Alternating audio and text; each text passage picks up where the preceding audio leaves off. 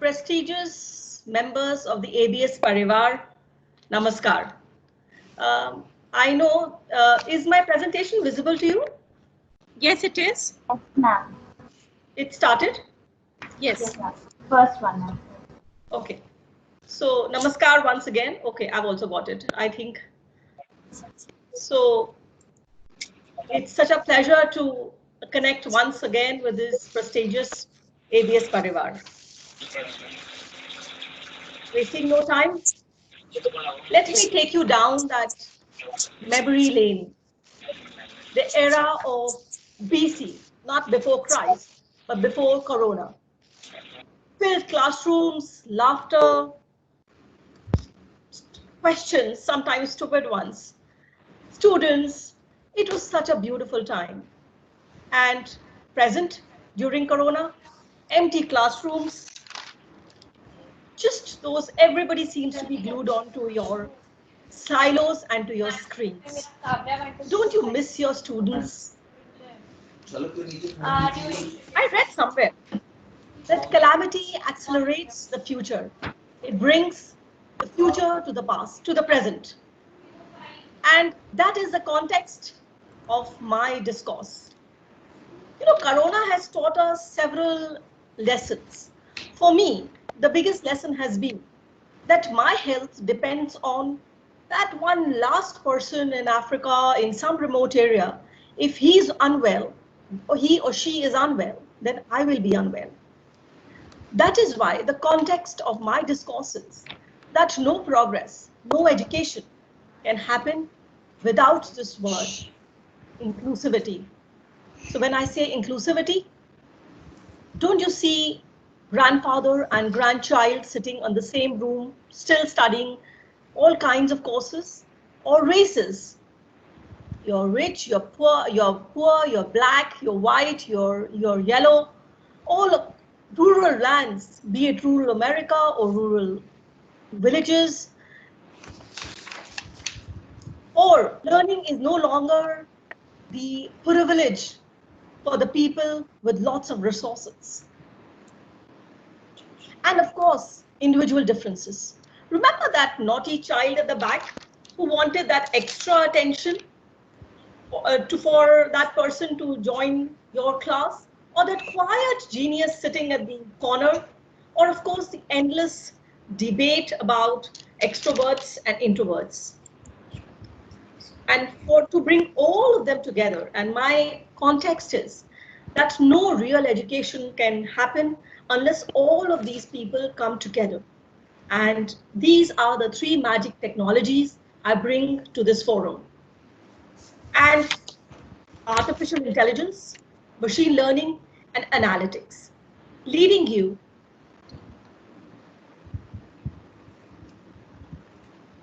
to this new way of learning. Let me elaborate a little. The lessons remain the same, but the moderation and the pedagogy, or the way they are delivered, changes or gets moderated by the technology. So no way am I saying that the technology will take away the teaching. You and me will remain as indispensable as always. Gurus can never be replaced, but the technology will then become an interface between the learning.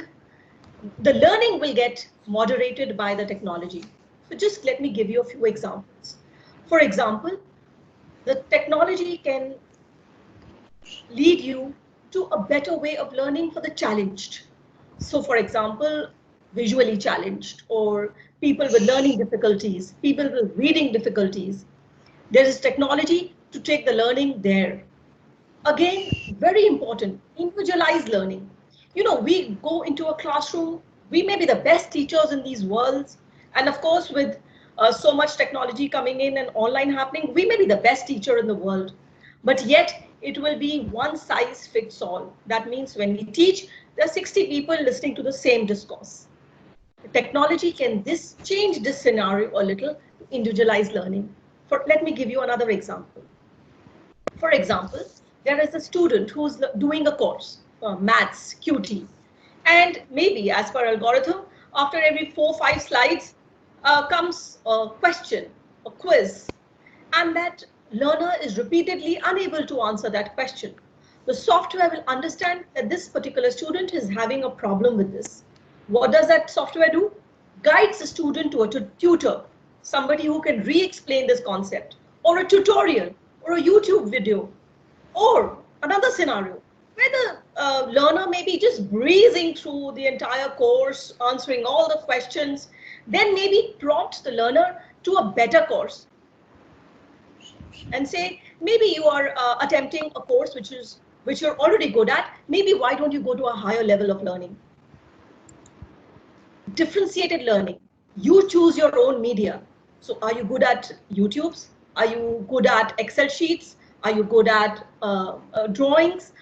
Are you good at talking, a discussion? So differentiated types of learning. So remember again, the basic material, the people who are teaching, they remain the same. The technology only moderates this learning process. And this word, the last but most important, is what we keep talking about in our management scenario, competence-based learning.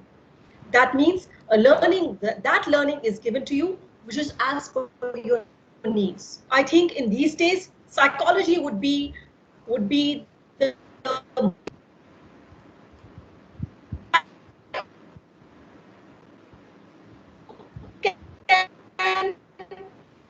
we amalgamate psychology tests, which means that there are a lot of, as a student is going along, he's being tested for what are his or her ways of thinking, what kind of courses does he find easy, predictive analysis, very interesting. Suppose I have, it's for it, suppose we put the data of an individual across the learning curve, which means that he was bad in maths in class 9, in 10, in 11, in 12, in graduation, then maybe maths is not his niche. Then you can predict that if you give him maths-oriented classes, he is going to be bad. But you can say, but if I know my student, I can already tell that. But when we're talking of large number of people, or we're talking of universities, then this kind of data or analytics is of extreme importance. You can almost predict how that human being is going to behave, and that behavior will then let you moderate the behavior to whatever direction you want that behavior to go to. Personalized communication guided by your, again, supplemented by guided learning. What do I mean by that? So suppose in a forum I'm writing, oh God, I find maths really difficult, or oh God, I find this subject difficult. The computer puts together all that data and understand that this particular human being is finding difficulty in this particular area, and then automatically suggest to you courses, records, tutors, and so on. And last but very important, specializations. Remember how our students these days choose specialization? They just make a good guess. They talk to a few teachers. Some of them don't even do that. And they say, okay, I think I will be good at HR. But can we put data of their marks, of their psychology tests, of their online forums, of what kind of conversations they've had all together, and let the computer suggest to you what specialization you will be good at. I know this is sounding a little creepy that the computer will decide everything for me. No, the computer will act like a help to you, or the technology will suggest you. Ultimately, the human is the boss. You do what you want to do. But the things that come on your plate are very informed. They are not just very good guesses. Again, this becomes a little on the gray side, I'll tell you why, but again, one of my favorites. Even a place like a Harvard, young freshers experience anxiety. You must have seen documentaries, how they are sometimes harassed and so on. So can I have bands which are monitoring my heartbeat, my other biological parameters? And I know this is slightly creepy, but whatever. Suppose I walk into a class and it's a maths class and my heartbeat increases, definitely not because of the teacher. Then is it an indication that I'm having a difficulty in that particular class? Am I introvert and I never seem to question a teacher or ask a question? Can my biological parameters can be then mapped onto my nature, and then I get an extra help, an extra mentoring, an extra counseling session so that I can handle the peer pressure that comes in. So artificial intelligence and machine learning, which means your interfacing with technology keeps adding to your to the process in which you interact with various either your education or your lectures or your teachers and so on. So I'll quickly run through this. I've already covered most of it. So you can have a personalized experience. You can predict success in various courses. You can give real-time help. You can have assistants helping you if you're dealing with a tough course. You can have forums for difficulty. This is good. There will be voice recognition and face recognition. We're talking of online exams. What if I was not Dr. Anupama and just had a good picture to supplement? I'd be caught by the computer. There would be my voice, not only how do I look, my voice, the speed at which I type,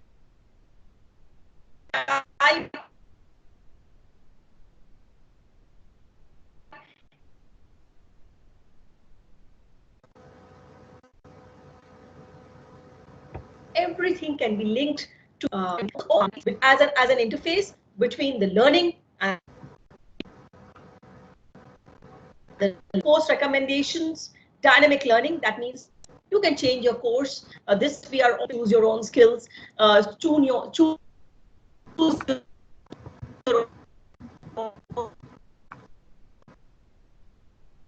credits, all that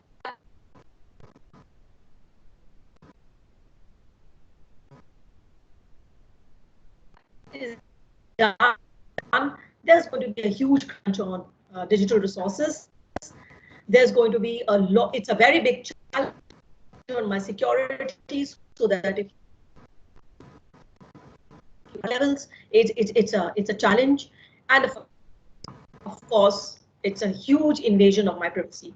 That the software would know what I like, what I don't like, what are my fears, what are my anxieties. At the end of the day, you are sharing something which is deep inside with the computer and or with a software or with a large database, which can never ever come with 1000% guarantee. Not can humans either, but whatever. So since I was given 10 minutes time, that's it. I'm definitely available for all kinds of questions, and thank you so much.